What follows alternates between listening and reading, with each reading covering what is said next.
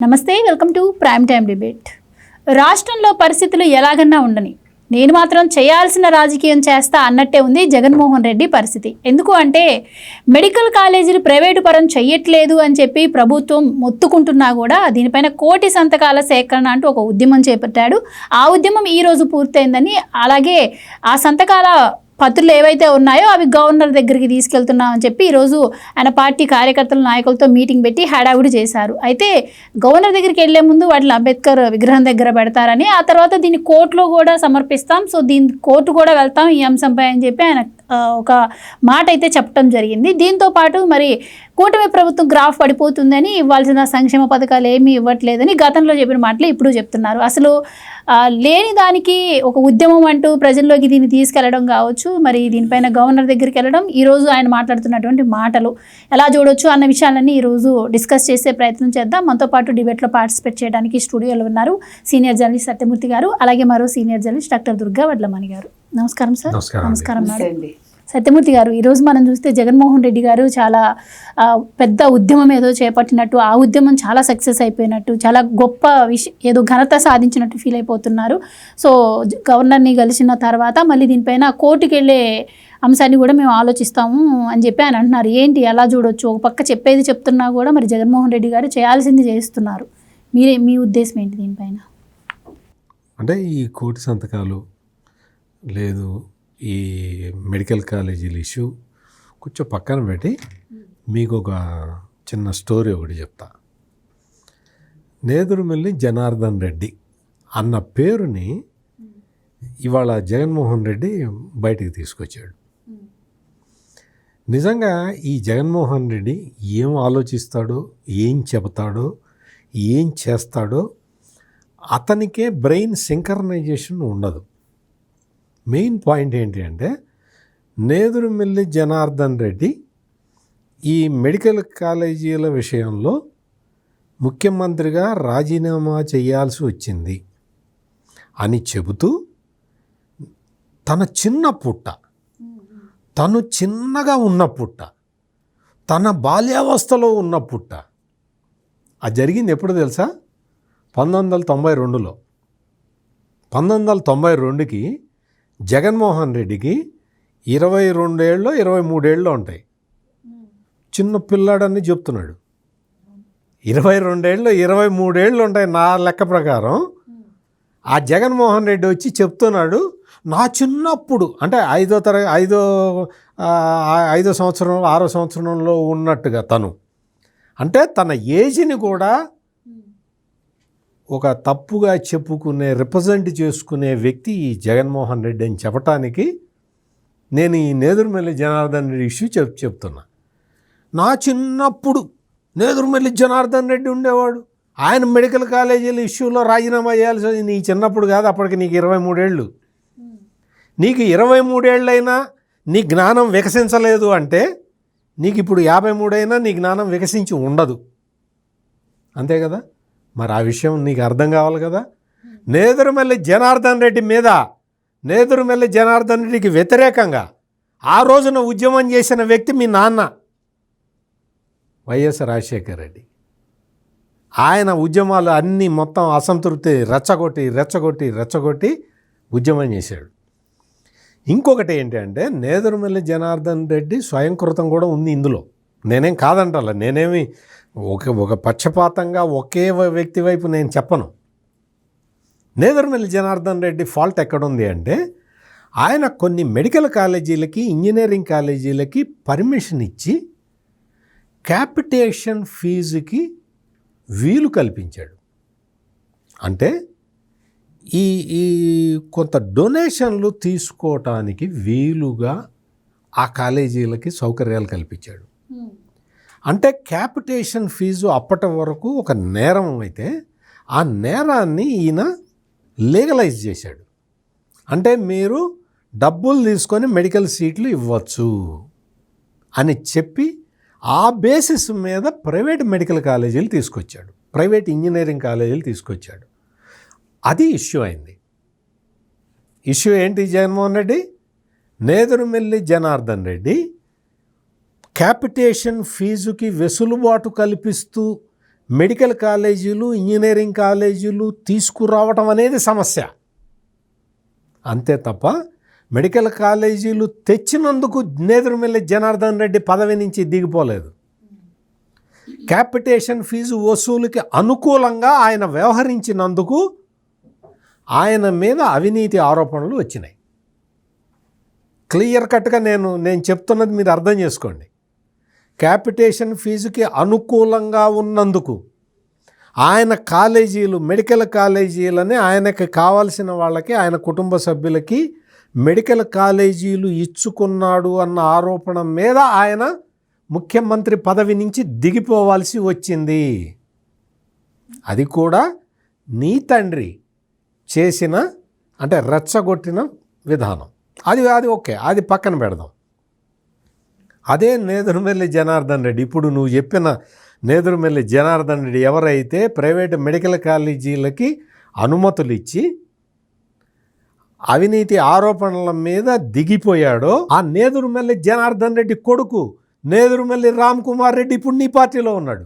చూసుకో ఒక్కసారి రామ్ కుమార్ రెడ్డిని పిలిచి మీ నాన్న ఇటువంటి అవినీతి పని చేశాడని చెప్పి రామ్ కుమార్ రెడ్డితో పిలిచి మాట్లాడు. అసలు నువ్వు అవినీతి చేశాడని నువ్వే చెబుతున్న నేదురుమల్లి జనార్దన్ రెడ్డి కొడుకుని నీ పార్టీలో ఎట్లా ఉంచుకున్నావు ఇప్పటి వరకు? అంటే అఫ్కోర్స్ నువ్వు అంతకన్నా ఎక్కువ అనుకో, చెప్తున్నా. అంటే నీతులు చెప్పడం కాదు, వచ్చి నా చిన్నప్పుడు బాగా చిన్నగా ఉన్నప్పుడు, బాగా చిన్నగా లేవు, అప్పటికి నీకు 23 ఏళ్ళు, నీ వయసులో అన్నీ జరగాల్సినవన్నీ అయిపోయినాయి. అప్పటికే నువ్వు వెళ్ళి బెంగళూరులో కూర్చొని ఉన్నావు. నీ జీవితంలో జరగాల్సినవన్నీ జరిగినాయి. బాల్యంలో ఆయన చిన్నప్పుడు అని చెప్తాడు. ఈ జగన్మోహన్ రెడ్డి నిజంగా చెప్తున్నా కదా, ఆ ఎదురుగా కూర్చున్న వాళ్ళు చప్పట్లు కొడుతున్నారు. ఆ చప్పట్లు కొట్టే వాళ్ళల్లో చాలామంది ఆ రోజు కాంగ్రెస్ పార్టీలో ఉన్నవాళ్ళు ఉన్నారు. ఆ రోజు జనార్దన్ రెడ్డి తోటి నేదురుమల్లి జనార్దన్ రెడ్డి వైపు ఉన్నవాళ్ళ ఎదురుగా మీటింగులో కూర్చొని ఉన్నారు. కర్మ, దౌర్భాగ్యం, వాళ్ళ దౌర్భాగ్యం. అంటే ఇటువంటివి, అంటే క్యాపిటేషన్ ఫీజుకి అనుకూలంగా నిర్ణయం తీసుకున్నందుకు మెడికల్ కాలేజీలు, ఇంజనీరింగ్ కాలేజీలు ఇచ్చిన నేదురుమల్లి జనార్దన్ రెడ్డి దిగిపోవాల్సి వచ్చింది. ఈ రోజున మెడికల్ కాలేజీలని పీపీపీ మోడల్లో కడుతూ నువ్వు జగన్మోహన్ రెడ్డి సెల్ఫ్ ఫైనాన్స్ సీట్లు అని చెప్పి గవర్నమెంట్ మెడికల్ కాలేజీల్లో కూడా 50% సీట్లని 15 లక్షలకి అమ్ముకోవటానికి నువ్వు బేరం పెట్టావు. ఈ రోజున ఆ 50% 42% తగ్గించేశారు చంద్రబాబు నాయుడు. మరి డబ్బులు వసూలు చేసుకోవటానికి అవకాశం కల్పించింది ఎవరు? ఆ అవకాశాన్ని తగ్గించింది ఎవరు? ఆలోచించుకోవాలి. మెడికల్ కాలేజీల విషయంలో ఇది ప్రైవేటైజేషన్ కాదు, ప్రైవేటు వ్యక్తులకి ఇవ్వటం లేదు, ఇది పీపీపీ మోడలు. అది నీ తెలివితేటలు ఎట్లా ఉంటాయంటే, నువ్వు ఒక నెపాన్ని, ఒక బురదను తీసి నేదురుమల్లి జనార్దన్ రెడ్డి నెత్తిన వేద్దాము, ఆ డిస్గైజులో నువ్వు తప్పించుకుందామని చూస్తున్నావు జగన్మోహన్ రెడ్డి. అంతే తప్ప ఈ రోజున కూటమి ప్రభుత్వం తీసుకుంటున్న నిర్ణయం పీపీపీ మోడల్లో మెడికల్ కాలేజీలు కట్టాలి, అది కూడా 2 సంవత్సరాల్లో కట్టాలి, అది కూడా నువ్వు పెట్టిన సెల్ఫ్ ఫైనాన్స్ దాని శాతాన్ని తగ్గించాలి, పేద విద్యార్థులకి వైద్య విద్య అందుబాటులోకి రావాలి అంటే ఎక్కువ సీట్లు ఉండాలి, ఆ ఎక్కువ సీట్లు వెంటనే అందుబాటులోకి రావాలి అన్న ఉద్దేశంతో కూటమి ప్రభుత్వం ఈ ఎక్సర్సైజ్ అంతా చేస్తుంది. జగన్మోహన్ రెడ్డి ఒక్కటే నేర్చుకోవాలి. ఏంటి అంటే సరైన ఉదాహరణలు చెప్పటం నేర్చుకోమను. తప్పుడు ఉదాహరణలు చెబితే ఇది నాలాంటి వాళ్ళకి చిక్కుతారు. మామూలుగా ఆ ఎదురు కూర్చున్న వాళ్ళందరూ చప్పట్లు కొట్టారు, వాళ్ళ అవసరం కాబట్టి. నాకేం అవసరం? నేదురుమల్లి జనార్దన్ రెడ్డి ఎగ్జాంపుల్ చెప్పి చాలా తప్పు చేశావు జగన్మోహన్ రెడ్డి, చాలా తప్పు చేశావు. నేదురుమల్లి జనార్దన్ రెడ్డి ఏం చేశాడో నీకు తెలియకపోవచ్చు కానీ అందరికీ తెలుసు. ఇప్పుడు నేను రామ్ కుమార్ రెడ్డికి ఒకటే మాట చెబుతున్నా. రామ్ కుమార్ రెడ్డి, మీ నాన్నని అత్యంత నీచుడిలాగా చిత్రీకరించాడు జగన్మోహన్ రెడ్డి. నువ్వు డిసైడ్ చేసుకో. నువ్వు నిజంగా నేదురుమల్లి జనార్దన్ రెడ్డి కొడుకుని నేనే అని నువ్వు చెప్పే పరిస్థితి ఉంటే నువ్వు వెంటనే వైసీపీకి రిజైన్ చేసి బయటికి రా. మీ నాన్న మీద ఎలిగేషన్లు చేశాడు. మీ నాన్న అవినీతి పరుడని చెప్పాడు. మీ నాన్న మెడికల్ కాలేజీలు పెట్టి డబ్బులు తీసుకున్నాడు, అందుకని మీ నాన్న దిగిపోయాడని జగన్మోహన్ రెడ్డి చెప్పాడు. Nedurumalli Ram Kumar Reddy, this is high time. వెంటనే ఆ పార్టీకి రిజైన్ చేసి బయటికి రా. మేడం, అంటే దీంతో పాటు ఆయన స్కాములు చేయడానికి చంద్రబాబు వెనకాడట్లేదు. పీపీపీ మోడల్లో నిర్మించడమే పెద్ద స్కామ్ అయితే దానికి తోడు మళ్ళీ 120 కోట్లు డాక్టర్లకి సిబ్బందికి ఎక్స్ట్రాగా మళ్ళీ ఇస్తున్నాడు. ఇదంతా పెద్ద స్కాము అన్నట్టు ఆయన చెప్తున్నాడు. ఇంతకన్నా పెద్ద స్కామ్ మరొకటి ఉండే ఛాన్స్ కూడా ఉండదు. సో దీనిపైన మేము కోర్టుకి వెళ్తామని కూడా అంటున్నారు. ఎలా చూడొచ్చు అంటే వెళ్ళమనండి, ఏముంది దాంట్లో. ఇప్పుడు మీకు కేంద్రం చెప్పాక కూడా మీరేదో 1 కోటి సంతకాలు, ఎంత 1,04,11,136 సంతకాలు సేకరించాము, ఇందులో అన్ని పార్టీల వాళ్ళు ఉన్నారు, తెలుగుదేశం కార్యకర్తలు కూడా సంతకాలు చేశారని చెప్తున్నారు వాళ్ళు. మరి ఆ తెలుగుదేశం కార్యకర్తలు ఎవరో ఇస్తే బాగుంటుంది. మనం ఆల్రెడీ చెప్పాం కదండి, అసలు ఎవడు సంతకం చేశాడు వాళ్ళ వివరాలు ఇమ్మనే కదా మనం అడుగుతున్నాము ఈరోజు కూడా. విడుదల రజని, రోజా వాళ్ళు ఎలాగా ఇస్తారు? వీళ్ళు తెలుగుదేశం పార్టీ కార్యకర్త, తెలుగుదేశం పార్టీ నుంచి వల్లభనేని వంశీ, వాళ్ళ సంతకాలు కూడా ఉన్నాయి కదా. వాళ్ళ సంతకాలు కూడా ఉన్నాయి కదా. వాళ్ళని చూపించి తెలుగుదేశం పార్టీ కార్యకర్తలు అనుకుంటున్నారు. అదే అందుకని ఇప్పుడు చెప్పొచ్చేది ఏంటంటే, మీకు మొన్న సుబ్బారెడ్డి టీం వెళ్ళింది కదా నిర్మలా సీతారామన్ గారి దగ్గరికి. వెళ్ళినప్పుడు ఆవిడ క్లియర్గా చెప్పింది కదా అక్కడ ఏముంది అందులో అని అడిగింది. ప్రైవేట్ పబ్లిక్ పార్టిసిపేషన్ కదా అక్కడ ఉంది, మీకు ఉత్త ప్రైవేట్ అనే ఉందా అని అడిగింది ఆవిడ. లేదు అన్నాడు. ఎవరు అక్కడ ప్రైవేట్ పబ్లిక్ అనే కదా ఒప్పుకున్నాడు, సుబ్బారెడ్డి ఒప్పుకున్నాడు. ఒప్పుకున్నాక కూడా ఇవాళ వీళ్ళు ఎప్పుడు అక్టోబర్ 7th ఈ ఉద్యమం మొదలు పెడుతున్నాం అన్నాడు. 9 నర్సీపట్నం మెడికల్ కళాశాలకు వెళ్ళాడు. అక్కడ అంటే పూర్తి చేసిన దానికి వెళ్ళలేదు, మనం అది కూడా మాట్లాడుకున్నాం. పూర్తి చేసిన కళాశాలకు వెళ్లకుండా అక్కడ పూర్తి చేయలేదనే కదా చెప్పుకున్నా. అదే చెప్తున్నా, పూర్తి చేయని కళాశాల దగ్గరికి వెళ్ళి పూర్తి అయితే ఇలా ఉంటుంది అని ఒక ఫోటో చూపించాడు. అంతకుముందే గుడ్డ అమర్నాథ్ కూడా అదే కళాశాలకు వెళ్ళాడు. ఎందుకో మనకు తెలియదు మరి ఆ నర్సీపట్నం. ఇప్పుడు ఇవాళ కూడా వాళ్ళు ఏం చెప్తున్నారంటే 7 కళాశాలలు పూర్తయిపోయాయి అంటున్నారు. మరి ఎక్కడ పూర్తయ్యాయో ఎవడు కూడా ఇంతవరకు మనకు ఒక విజువల్గా ఒకటి కూడా చూపించలేదు. అది నేను చెప్పేది. వాళ్ళు ఒక వీడియో కానీ లేదంటే వివరంగా మనకు చూపించకుండా మేము పూర్తి చేసేసాము, 17 కాలేజీలకి 10 కాలేజీలకి స్థలం కూడా ఇచ్చేశారు, వర్క్ మొదలైపోయింది, ఇన్ని చెప్తున్నారు. మీరు అన్నట్టుగా ఒకవేళ 7 కళాశాలలు పూర్తి చేసేసి ఉంటే మీరు స్టాఫ్కి ఇంతవరకు ఎంత పే చేశారు 5 ఏళ్లలో? మీరు ఎప్పుడు మొదలు పెట్టారు, ఎప్పుడు పూర్తి చేశారు? ఇప్పుడు 120 కోట్లు ఎందుకు అవుతుంది? 120 కోట్లు అసలు ఎలా పే చేస్తున్నారు? పూర్తి కాని హాస్పిటల్స్కి చంద్రబాబు నాయుడు గారు 120 కోట్లు ఎలా ఇస్తారు? ఒకవేళ పూర్తయ్యాక కూడా 120 కోట్లు ప్రభుత్వం కాబట్టి ప్రభుత్వం ఇస్తుంది. ప్రభుత్వం తరఫున డాక్టర్లకు కావచ్చు, నర్సులకు కావచ్చు, లేకపోతే అంటే అవుట్సోర్సింగ్ సిబ్బంది కాకుండానే మాట్లాడేది. గవర్నమెంట్ హాస్పిటల్లో పనిచేసే వాళ్ళకి ఏ రకంగా జీతాలు ఉంటాయో ఇక్కడ ఈ మెడికల్ కళాశాలల్లో కూడా అదే రకంగా శాలరీస్ ఉంటాయి. ఇప్పుడు ట్రస్ట్ నడిపేదానికి, ట్రస్ట్ అంటేనే మీకు ఏంటి నమ్మకం అని కదా, ట్రస్టులు నడుపుతాయి అంతవరకే. దాన్ని మొత్తం అంతా చూసుకునేది ప్రభుత్వం చేతుల్లోనే ఉంటుంది, ప్రభుత్వ అధీనంలోనే ఉంటుంది అది. అలాంటప్పుడు ప్రభుత్వం అధీనంలో ఉండేదానికి బయట వాళ్ళు ఎందుకు జీతాలు ఇస్తారు? అంటే మనం అడిగేది అది. ఇప్పుడు జగన్మోహన్ రెడ్డికి అర్థం కావట్లా. ఇందాక సత్యమూర్తి గారు చెప్పినట్టుగా 22-23 ఏళ్ళు వచ్చినా నేను చిన్నపిల్లాడిని అనుకున్నాడంటే అతనికి మెచ్యూరిటీ రాలేదు, మెంటల్ మెచ్యూరిటీ రాలేదు. అది సమస్య. ఆ మెంటల్ మెచ్యూరిటీ వచ్చుంటే ఇవన్నీ అర్థమై ఉండేవి. ఇవాళ ఒక ఉద్యమంలాగా చరిత్రలోనే ఇలాంటి ఉద్యమం లేదు అంటున్నాడు కదా. అంటే చరిత్రలో ఇలాంటి ఉద్యమాలు ఎవడు చేయడు, పనికిమాలిన ఉద్యమాలు ఎవడు చేయడు. ఆ విధంగా క్రెడిట్ జగన్మోహన్ రెడ్డికి ఇవ్వచ్చు మనం. అంటే ఒకటి లేని దాన్ని ఉన్నట్టుగా చూపించి సంతకాలు సేకరించి దానికోసం ఒక 26 జిల్లాలకి 26 వెహికల్స్ పెట్టి దాని నిండా బండిల్స్ పెట్టి దాన్ని లోక్ భవన్కి పంపించి ఆల్రెడీ పంపించి అదేదో పెద్ద ఉద్యమాలుగా మళ్ళీ దాన్ని అంబేద్కర్ గారి విగ్రహం దగ్గర పెట్టిస్తాను చూపిస్తాను అని. అంటే ఇవాళ ప్రజల్లోకి రావడానికి ఒక లేని కారణాన్ని సృష్టించుకున్న జగన్మోహన్ రెడ్డి, పైగా ఫెయిల్ అయిపోయింది గవర్నమెంట్ అన్ని విధాలుగా, దివాళా కోరుతనం ఏంటంటో మాట్లాడుతున్నాడు ఆయన. అంటే 18 నెలలకే ఆయన 22 నెలలు అన్నట్టున్నాడు. 18 నెలలు అయింది ఇప్పటికి ప్రభుత్వం వచ్చి.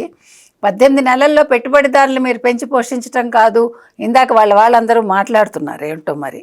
అంటే మరి ఏం చేయాలో ఆయనలాగా ఏంటి ఒక క్యాలెండర్ విడుదల చేసి ఫలానా స్కీమ్ మీకు ఫలానా టైంకి ఇచ్చేస్తాము అని చెప్పాట ఆయన.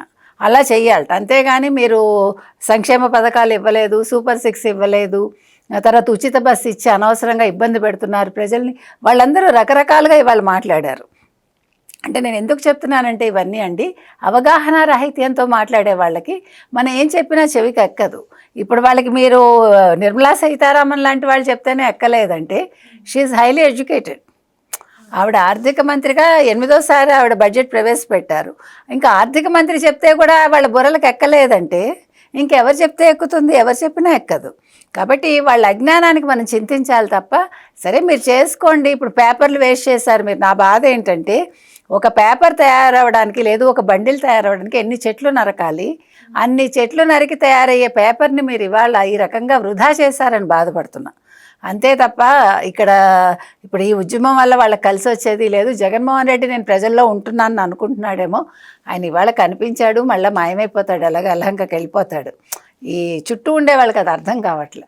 ఇవాళ మొత్తం అందరితోటి సమావేశం అయ్యాడు. మేబీ ఎలక్షన్స్లో ఓడిపోయాక ఇదేనేమో ఇంత పెద్ద ఒక సభలాగా పెట్టుకుని అందరితో మాట్లాడడం maybe first time I think. So Chandrababu నాయుడిని తిట్టడం కోసం ఆయన ఎంత ఆనందంగానైనా ఎంత ఉత్సాహంగానైనా ముందుకు వస్తాడు. ఇవాళ ఆ ఉత్సాహం ఆనందం ఆయన మొహంలో కనిపించింది. కాకపోతే మాటలు మాత్రం మళ్ళీ చర్వడమే, కొత్తగా చెప్పింది ఏమీ లేదు. మహా అయితే ఇందాక వారు చెప్పినట్టుగా సత్యమూర్తి గారు జనార్దన్ రెడ్డిది ఒకటి కొత్తగా మెన్షన్ చేశాడమ్మా ఆయన, అంతే కదండి. తప్పుగా చెప్పాడు అంటే తప్పుగా చెప్పకపోతే జగన్మోహన్ రెడ్డి అవడు కదా. ఒప్పుగా చెప్తే జగన్మోహన్ రెడ్డి అవడు, తప్పుగా చెప్తేనే జగన్మోహన్ రెడ్డి అవుతాడు. కాబట్టి మరోసారి తన అజ్ఞానాన్ని ప్రూవ్ చేసుకున్న జగన్మోహన్ రెడ్డికి అభినందనలు తెలుపుతూ ఇక్కడతో అయింది ఇది. సార్ ఇప్పుడు అలాగే గతంలో కూడా జగన్మోహన్ రెడ్డి గారు ఒక మాట అంటున్నారు, మళ్ళీ వైసీపీ అధికారంలోకి వస్తే వచ్చిన 2 నెలల్లోని మెడికల్ కాలేజీలు తీసుకున్న వాళ్ళని జైలుకు పంపుతాం, చంద్రబాబుకు ఒక గుణపాఠం చెప్తాం అంటున్నారు. ఏంటి బెదిరింపుని ఏ విధంగా చూడొచ్చు అంటారు? ఈ రౌడీ ముక్కలు అట్టగాక ఇంకేం ఆడతారు?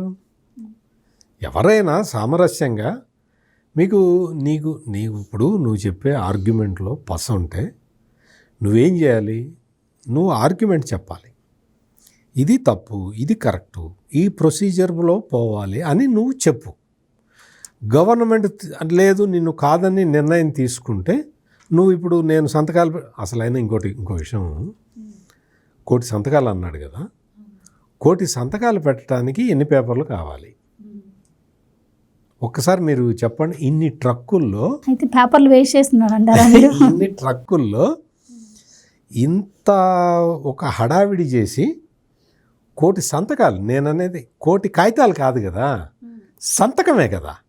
1 కోటి సంతకాలని ఇన్ని ట్రాక్టర్లో ఇన్ని వెహికల్స్లో ఇన్ని ట్రక్కుల్లో తీసుకురావాల్సిన అవసరం ఏంటి? నిజంగా 1 కోటి సంతకాలు ఉంటే అదేమో ఇన్ని బుక్కుల్లో వస్తాయా? ఇంత బుక్ సార్ రామకోటి బుక్ గుర్తు తెచ్చుకోండి సార్. ఒక కారులో వేసుకుంటే 1 కోటి సంతకాలు వస్తాయి కదా. మరి ఇన్ని ట్రక్కుల్లో 1 కోటి సంతకాలు ఎట్ట తేవటం ఏంటి? అక్కడే అర్థమవుతుంది ఇది బోగస్ అని. 10 బుక్స్ చాలు సార్, లక్షకి ఒక ఇది అనుకున్నా. అంటే ఓకే, సంతకం బాగా పొడుగ్గా పెట్టావు, ఏదుగిరి సందింటి జగన్మోహన్ రెడ్డి అని మొత్తం సంతకం పెట్టావు అనుకో, కాగితం ఇటు చివరి నుంచి అటు చివరి దాకా పెట్టినా కానీ 100 బుక్కులు మొత్తం నీకు మొత్తం ఒక కారులో వేసుకుంటే వస్తాయి కదా. మరి నువ్వు ఇన్ని ట్రక్కుల్లో ఎట్ట తెచ్చావు? అంటే జనాలు కూడా నమ్మాలి కదా సార్, ఆ మాత్రం లేకపోతే 1 కోటి సంతకాలు అయినాయని నమ్మరేమో. ఇదేంటి అంటే మామూలుగా లిక్కర్ కుంభకోణం వాటిట్లో డబ్బులు కూడా ఇట్టకి తీసుకెళ్లారు. ఇప్పుడు అట్టపెట్టలే సార్, అందులో అట్టపెట్టెల్లో పెట్టి ఇట్లా ట్రక్కుల్లోని తీసుకెళ్లారు. అందుకని బహుశా ప్రాక్టీస్ అట్లా అయ్యి ఉంటుంది. ఇక్కడ మనం మెయిన్గా మనం చూడాల్సిన పాయింట్ ఏంటి అంటే జగన్మోహన్ రెడ్డి చెబుతున్న మాటల్లో ఎంతవరకు నిజం ఉంది?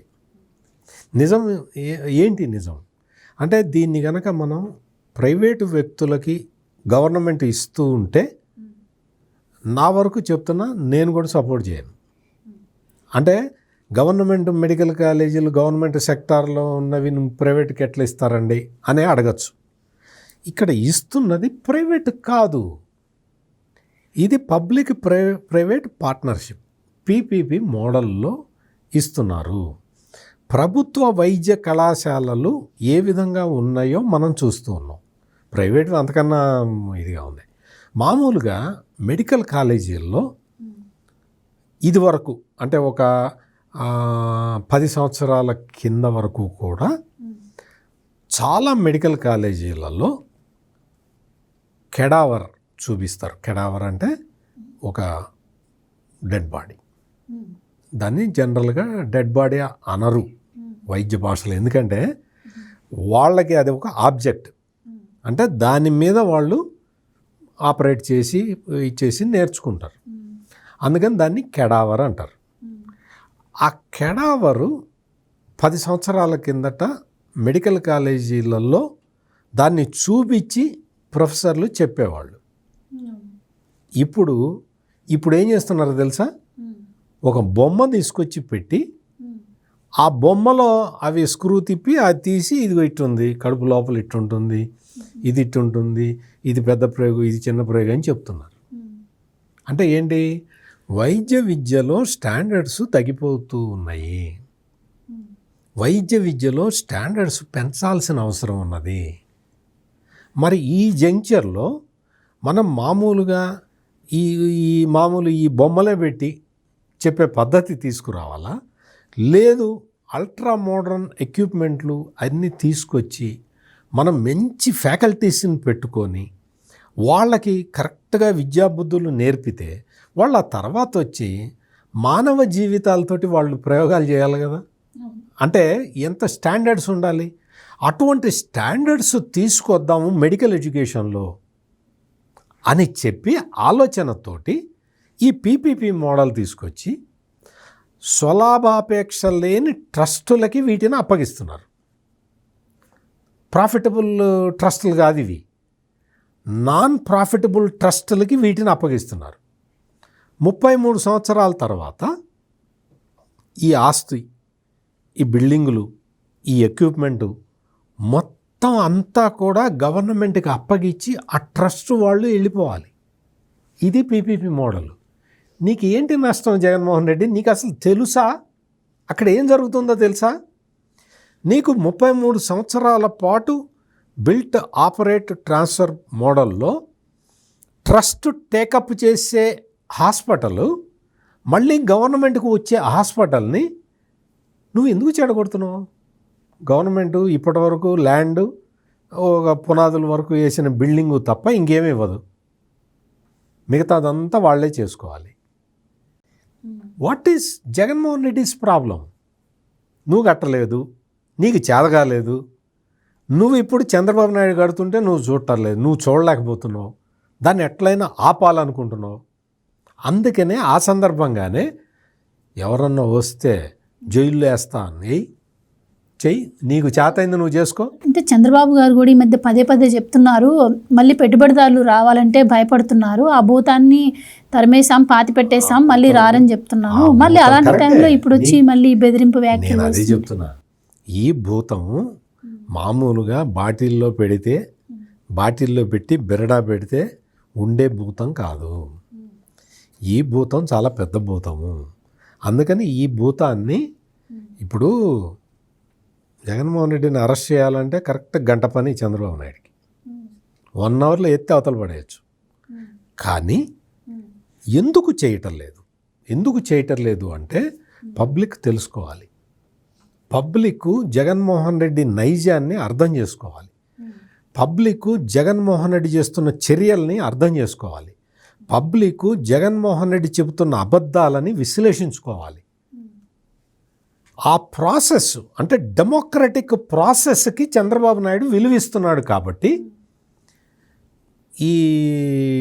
ఈ విధంగా జగన్మోహన్ రెడ్డి వచ్చి ప్రతివాడిని బెదిరించటం, ప్రతివాడిని చంపుతానంటాం ఆల్రెడీ చాలా జరిగినాయి కదా, మన కళ్ళ ముందర సాక్షులు కూడా పోతున్నారు కదా. అందరినీ చంపుతానని బెదిరించటం, అందరినీ లేపేస్తానని చెప్పటం, మొత్తం అందరినీ నేరస్తులందరినీ దగ్గర కూర్చోబెట్టుకోవటం, నేరస్తులందరికీ బెయిల్ ఇప్పించడానికి ప్రయత్నం చేయటం, నేరస్తులకి బెయిల్ రాకపోతే ఈయన బాధపడటం, వీటిని ఏమంటారు? పొలిటికల్ పార్టీ అనరు, మాఫియా గ్యాంగ్ అంటారు. అందుకని మాఫియా గ్యాంగులు బెదిరిస్తాయి. బెదిరించినంత మాత్రాన ట్రస్టులు ఏవి కూడా ఈ మాఫియా గ్యాంగులకి భయపడితే వాళ్ళు ట్రస్టే నడపలేరు. వాళ్ళు ప్రజాసేవ కోసం వచ్చేవాళ్ళు. అందుకని ప్రజాసేవకు వచ్చేవాడిని మనం చాలా సినిమాల్లో కూడా చూస్తాం కదా. ఆ మున్నాబాయ్ ఎంబీబీఎస్ సినిమా చూసారా మీరు? మున్నాబాయ్ ఎంబీబీఎస్ చేత వాడెవడో ఓ బిల్డర్ వచ్చి ఒక ఇల్లు కూలగొట్ట ఒక ఎల్డర్ వృద్ధాశ్రమం దాన్ని కూలగొట్టడానికి వస్తే మున్నాబాయ్ వచ్చి వాళ్ళని కాపాడతాడు. అట్లా మున్నాబాయ్ ఎంబీబీఎస్ సినిమా టైపులో కాపాడేవాళ్ళు ఉంటారు, వాళ్ళని బెదిరించేవాళ్ళు ఉంటారు, కూలగొట్టుతామని చెప్పేవాళ్ళు ఉంటారు. ఇవన్నిటి కలయికే సొసైటీలో ఎప్పుడూ మంచే గెలుస్తుంది. అయితే ఈరోజు జగన్మోహన్ రెడ్డి గారు ఎప్పుడులాగానే ఈ మెడికల్ కాలేజీల అంశంతో పాటు రాష్ట్ర పరిస్థితుల గురించి కూడా మాట్లాడారండి. వ్యవస్థలన్నీ చంద్రబాబు గారి హయాంలో కుప్పకూలిపోతున్నాయి, గ్రాఫ్ పడిపోతుందని చెప్పి చంద్రబాబు గారే చెప్పుకుంటున్నారు. అధికారుల పనితీరు వల్లే ప్రభుత్వానికి చెడ్డ పేరు వస్తుందని ఆయన చెప్తున్నాడు. అంటే ఆయన ఫెయిల్యూర్ మొత్తాన్ని కూడా అధికారుల మీద రుద్దే ప్రయత్నం చేస్తున్నారు అని అంటున్నారు. ఏంటి గ్రాఫ్ నిజంగానే పడిపోతుందా? మరి రాబోయేది మన ప్రభుత్వమే అని చెప్పి ఈరోజు కూడా గట్టిగా విశ్వసిస్తున్నారు జగన్మోహన్ రెడ్డి గారు. మీరేం చెప్తారు? అంటే ఆయన చెప్పింది ఎందుకు చెప్పారు ఐపీఎస్లకి ఐఏఎస్లకి అంటే, గత ప్రభుత్వ హయాంలో ఐపీఎస్లు ఐఏఎస్లు మేము ఒక ప్రభుత్వ ఉద్యోగం మంచి ఒక సర్వీస్లో ఉండేవాళ్ళం అని మర్చిపోయి ఒక ప్రభుత్వానికి ఆల్మోస్ట్ ఊడిగం చేశారు వాళ్ళు. అవునా కాదండి? సో అది గుర్తు తెచ్చుకుంటూ ఆయన మన గ్రాఫ్ పడిపోకుండా చూడాల్సిన బాధ్యత మీ భుజస్కంధాల మీద ఉంది. నేను ఒక్కడిని పని చేస్తే సరిపోదు, మీరు కూడా మీ డ్యూటీని సక్రమంగా చెయ్యండి అని చెప్పారు. అంతే. మీరు చెయ్యకపోతే మీ డ్యూటీ సక్రమంగా మీతో పాటు నా గ్రాఫ్ కూడా పడిపోతుంది అనడానికి అది రీజన్. అంతేగాని ఇప్పుడు ఏదో కూటమి ప్రభుత్వం గ్రాఫ్ పడిపోయిందని కాదు, లేకపోతే కూటమి ప్రభుత్వానికి ప్రజల్లో ఏదో నమ్మకం పోయిందని కాదు.